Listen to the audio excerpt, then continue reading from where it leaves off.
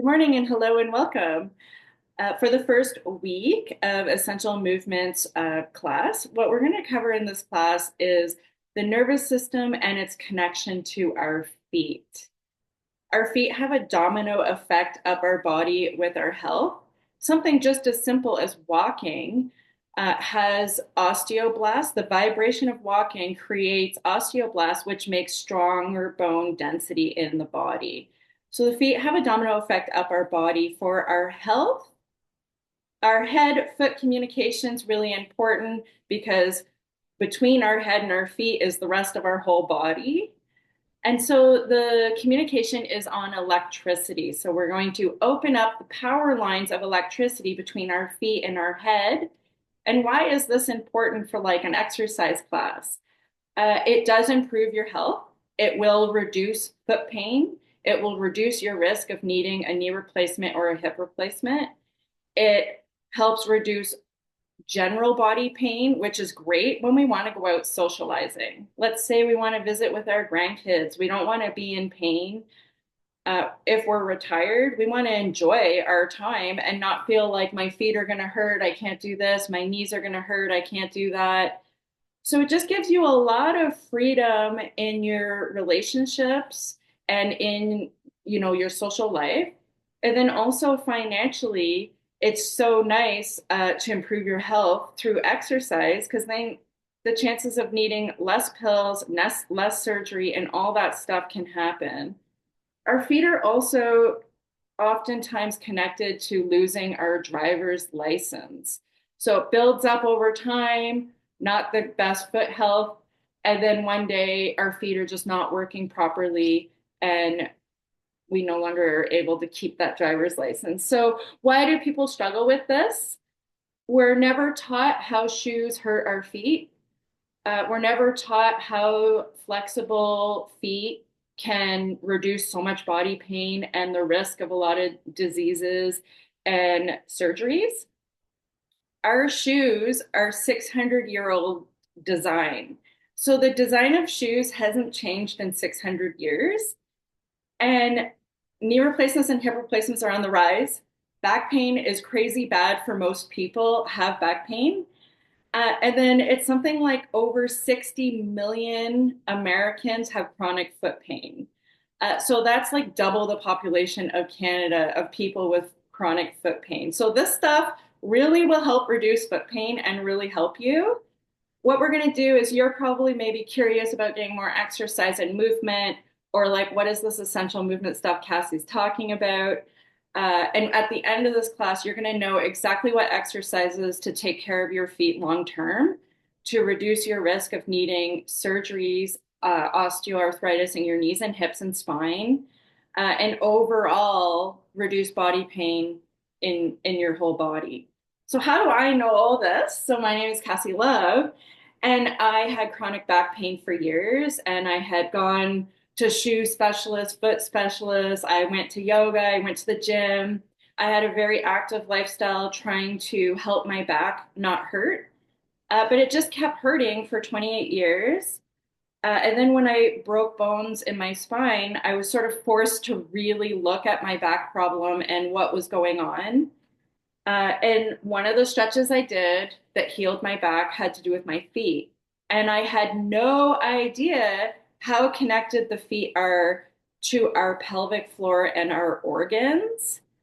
So I did these exercises to help my back, and then my pelvic floor and my organ health changed for the better in 30 days. So it was a big change. And I'm just so excited to share it with everybody because it's stuff that we just take for granted, right? Our foot health, we might not think much about, are my feet getting enough flexibility today? Did I exercise my feet enough today? It's just not something we think about. And I'm really passionate to share it because it totally changed my life. And I would like to help you feel way better in your body too. Beginning class, what we're going to do is we're going to do a test to check our feet or our head foot communication. So we're going to test the 10 highways of communication where the nervous system travels and see if we have a few traffic jams on those highways. And then I'm going to teach you how to stretch open those highways to get rid of the traffic jam so that your nervous system, your brain can communicate with your feet, which means go through your organs and help your heart and your lungs and everything else stay healthy and strong. So let's come into our space and welcome. I'm going to do a close up of my feet in a moment, so prepare yourself for Cassie's feet. Okay. So the brain foot communication, I'm going to invite you to stand in your space. If you're comfortable, to take off your socks and lift your toes and stretch your toes wide. Once you've got your toes lifted and stretched wide, here we go. So lift up your toes, stretch your toes wide. Once you've got your toes wide, I'm going to invite you to lift just your big toe. So we're trying to lift just the big toe, and you can always use your hands to help. Try to lift the second toe now. Only the big toe and the second toe are lifting up off the floor. Lifting up the middle toe. The last two toes are pushing down, and the first three toes are up. Then lift up your ring toe and lift up your big toe. All the toes are lifted now. Once we've got all those toes lifted, drop down your baby toe. Try to drop down that second toe. I'm not cheating and using my fingers. The middle toe drops the second toe and the big toe. Okay, and then notice if you can get your big toe to lift vertically or if it has a tendency to lift up to the center. So we're trying to lift the toe vertically. Woo! And then take a deep breath and we'll come into the stretches. You may have noticed all your toes lifted up together and all your toes dropped down together, and it was very difficult to do. That means that your brain foot communication, the highways of electricity where it goes through the organs and through all the important things, there might be a little reroute, and we want to open up those pathways so the nervous system can do its job. And how do we do that? The first thing is to take your hand towel. If I forgot to mention, what we need for this class is a hand towel and a yoga ball. If you have a calf stretcher, that's great. If you don't have a yoga ball, please get a can of food.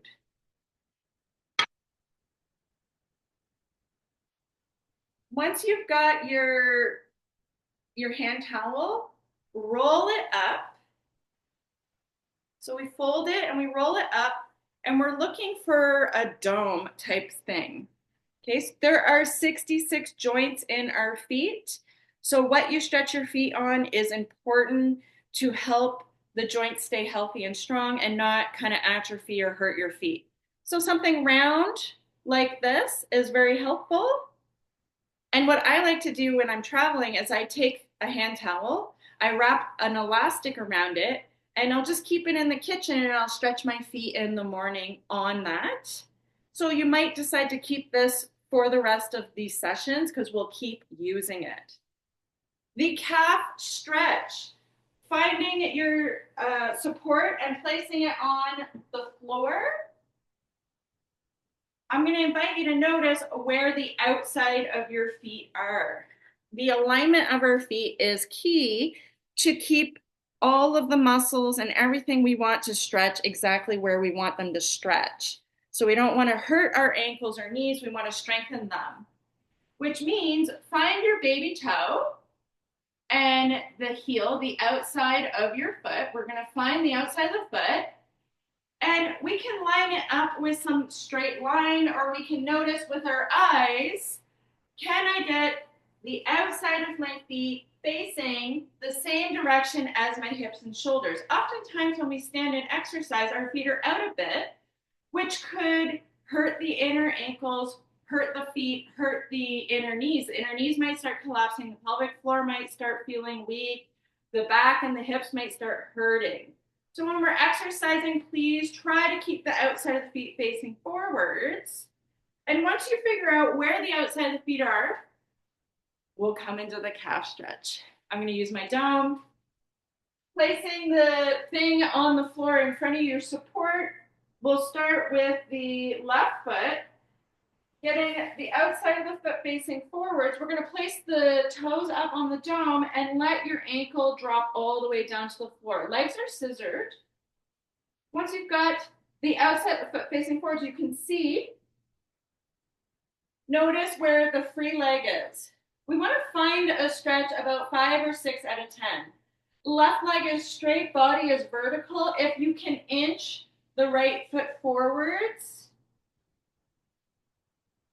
So if I bring my foot all the way forwards and my body starts collapsing into the senior's stance, I want to ease off till I find a vertical stance, ear back over the shoulder, shoulder back over the hip, knees are straight.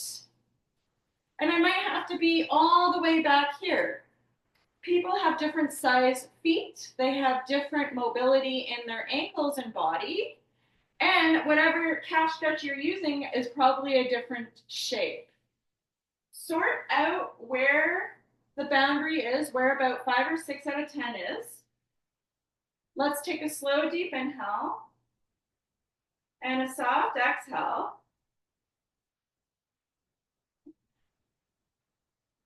You can do this for 1 minute on each foot every single morning, and it will reduce foot pain. It will reduce knee pain and hip pain and back pain. This is what I did for my back pain, and my period stopped after, or my period pain stopped after 30 days. So I know it comes right up into your organs.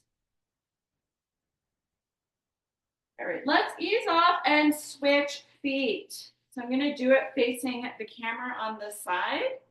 Switching feet on the right foot, please try to get your feet facing forwards. We'll place the toes of the right foot on the dome, ground down through your heel, find a nice tall vertical body, and shift the free foot somewhere. As we start to shift it, we notice, can I keep my body upright? Can I relax my jaw and wiggle my toes? Can I wiggle my nose? We breathe in. Okay, so it's an essential movement to have your ankle dorsiflex regularly. So this movement is ankle dorsiflex. We often don't get this movement because we have excessively flat surfaces everywhere, and our shoes might prevent us from moving this way throughout the day. So you could always choose to do this as a sort of multivitamin in the morning. Get your movement need in the morning, and the rest of the day, your body will thank you.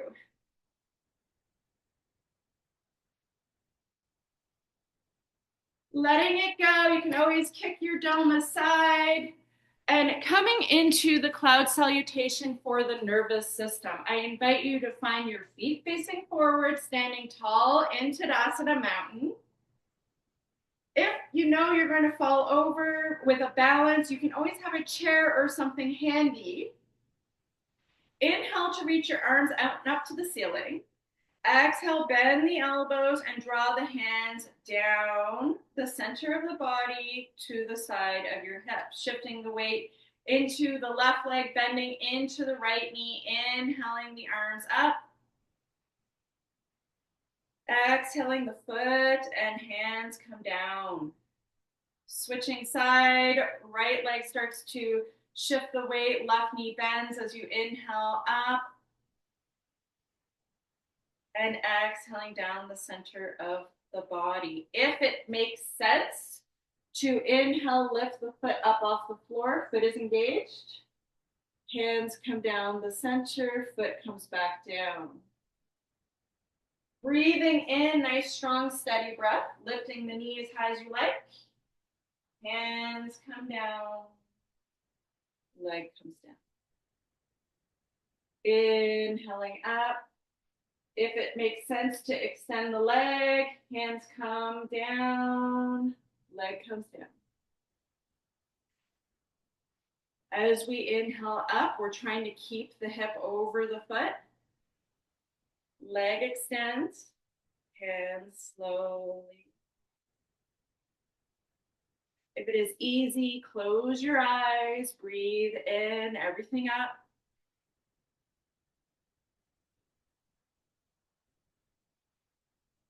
Let's do one more on either side, taking your time to breathe.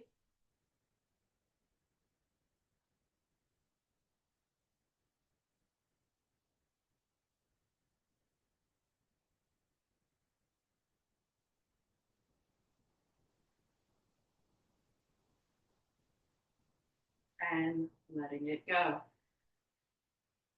I mentioned that the outside of our feet facing forward is important when we're exercising so that we're strengthening the key muscles we need to reduce pain in our body, as well as strengthen the key muscles to maintain our health, to help our hips stay really strong and our organs get everything they need. Coming into a meditative walk on your yoga space. If you don't have a yoga mat, you can use the lines on the floor. I'm going to invite you to come to the corner of one side of your yoga mat, coming into the corner and lining one of your feet up on the outside of your mat and getting your feet pelvis width under your hips. You can always look down at your feet. I'm going to invite you to inhale the free foot forwards. When we're exhaling, we're reaching the other foot forwards, lining it up with the outside of the mat. Every breath we take a step. So inhale a foot forwards, exhale the opposite foot forwards. When you get to the corner, turning to breathe. Every breath is a step of the foot. And the outside foot is continuing to face forwards, lining it up. Ideally, both feet are lined up. Inhaling. Exhale. Relaxing the arms. Continuing at your own breath. Finding your meditative mind.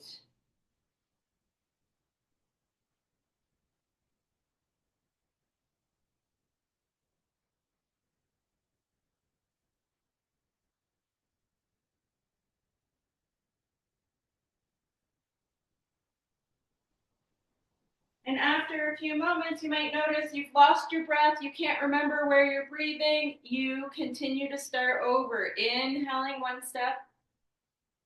Exhaling the other step.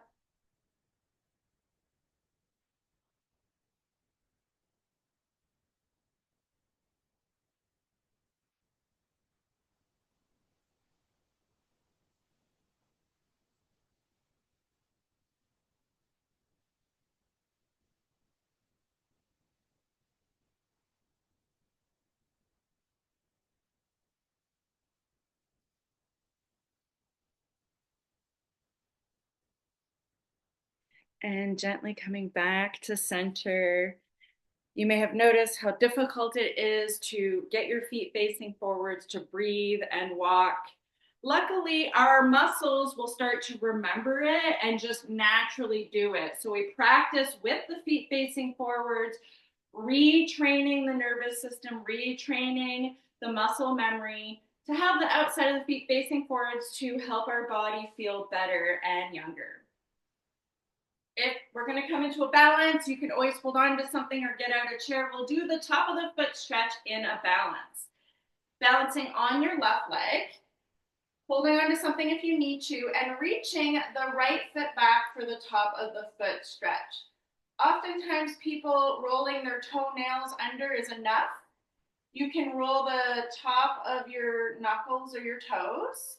If it's easy, start to reach your foot back, getting maybe the top of the foot. Now the foot facing forwards means the ankle's not collapsing in and maybe we're hurting our bunion or creating a bunion. And we don't want the ankle collapsing out, trying to get the ankle facing forwards.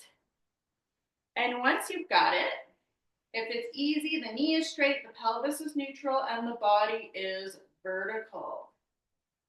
Finding your top of the foot stretch, breathing in. Stretching the top of the foot will help with your brain-foot communication. It will help create better bone density when you're walking. It will direct the osteoblasts where they need to go. It will help your pelvic floor get stronger, which means your bathroom muscles will get stronger, and it reduces neck pain. So the top of the foot stretch is amazing.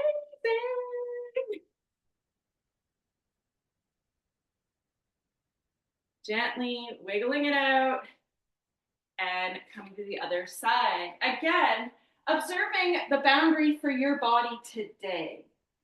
If we rush right into it, we might end up kind of crushing something. Drawing your toes down, starting to find what makes sense. If it makes sense to push the heel forwards, extend the foot back, try to get the top of the foot on the floor, knee is straight. Notice if you're in a back bend, get your pelvis neutral, shift your head and shoulders back, nice vertical body. And you might check with your eyes. I'm constantly trying to check with my eyes. If the foot is collapsing in, we might be weakening things and doing the opposite of what we want to do.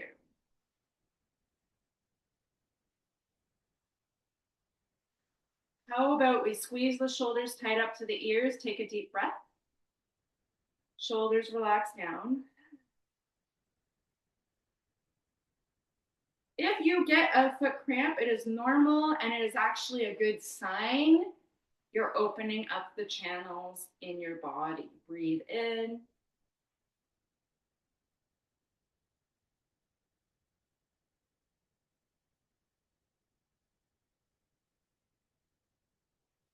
Slowly coming out, letting it go. You could always lift up your toes, drop your toes on the floor, and notice if your feet feel bigger. Do they look bigger? How are your toes doing? And getting your can of soup, or sorry, your canned food. I don't know why I always say soup.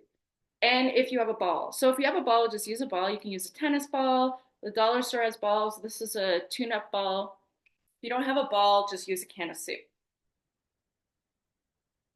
We'll start with the left foot. Please place your support under the left foot, whether it's the can of soup or ball.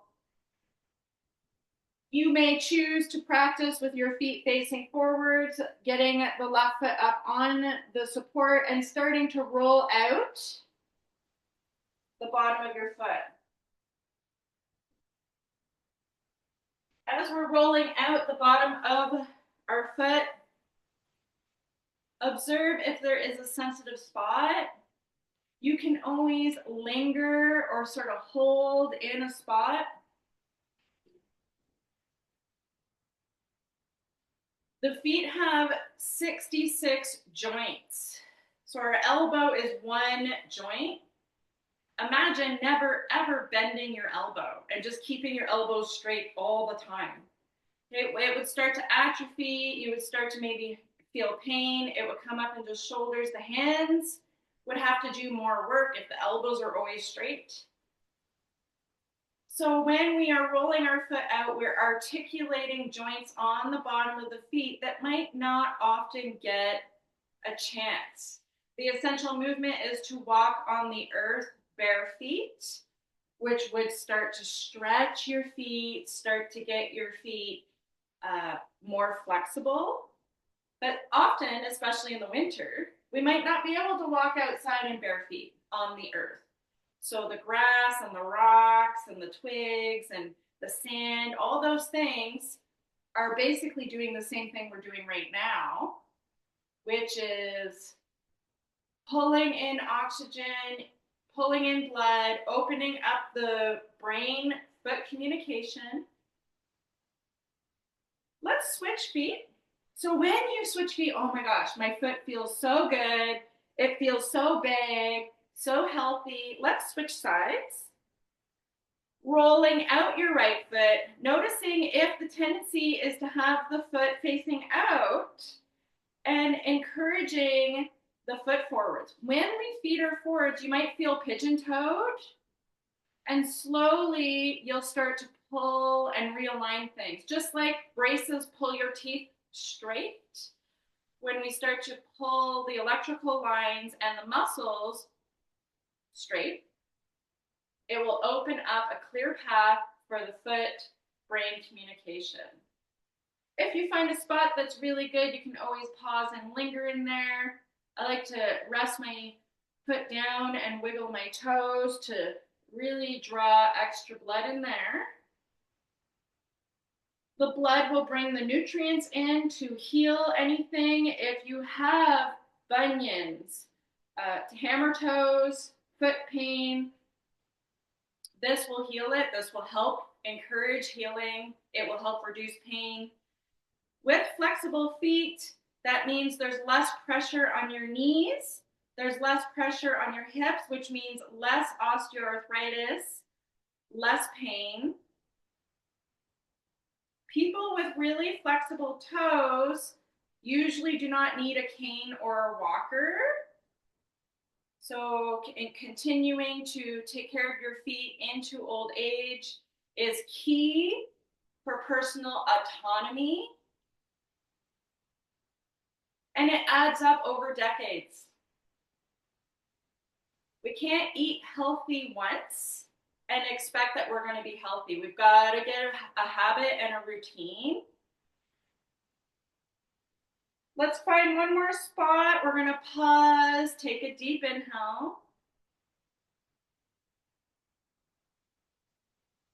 And you may let it go.